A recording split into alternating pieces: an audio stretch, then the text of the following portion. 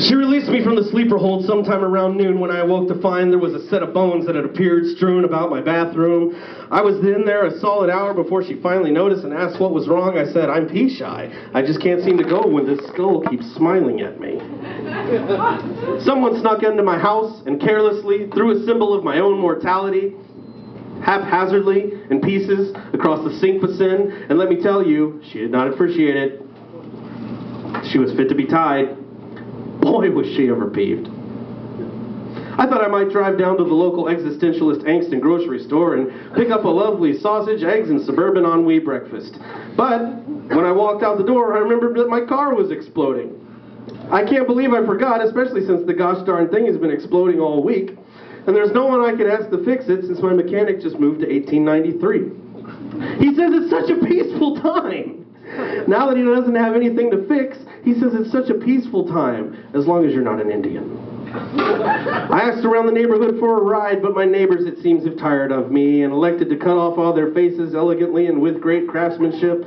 I said it seemed a bit extreme, and the old man next door just looked at me with eyes without eyelids and laughed and bled and said, you can do anything with a steady hand, my friend. And his old bones creaked with great wisdom, and his ancient tendons strained against the weight of ages. I think I'd like to go for a walk. Maybe the world will make sense again. But in the end, I couldn't walk away from my problems. In fact, I found they'd beat me home. She was livid and gestured angrily with one spindly, claw-like hand. You can't have bones in your house, she said. I won't live in a house with bones in it. I said, why not? You live in a body with bones in it. And that was when she leapt upon me, screeching like a car alarm banshee, and reached deep inside my mind and pulled out 20 happy memories. And ate them like popcorn, like candy. It was Milk Duds at the movies. And I watched her chew the memory of a 9-year-old boy with his parents at Disney World, and I thought, hey, how come my parents never took me to Disney World? They could have. They said they would. There was a 2-week span during the summer I turned 9 when we should have gone. But they didn't. Darn it. That makes me so steamed. Are those tasty, honey? She cackled with skeletal glee and leapt to the top of the bust of Pallas above my chamber door and sat, grooming herself and watching me like a hawk or an eagle or a vulture or some kind of carrion bird anyway. And I got an idea. It was a stroke of genius, which, like any good stroke will do, left me twitching on the ground for several minutes. When I came to, my whole left arm was numb and my smile was lopsided, but it didn't matter because I still had that idea and nobody could take it away.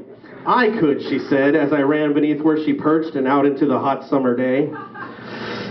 I stole the bulldozer that had been sitting in the public pool for several years, despite the angry, sullen cries of the children sliding down its blade. I went to the edge of the city, and I dug up the entire graveyard. That's right, the entire graveyard.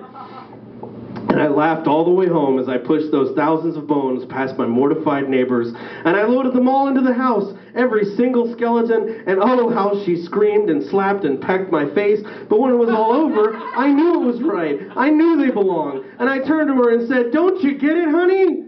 If you have one set of bones in your house, you're a weirdo. But if you got a bunch of sets of bones in your house, you're a museum. And we laughed and danced and sang.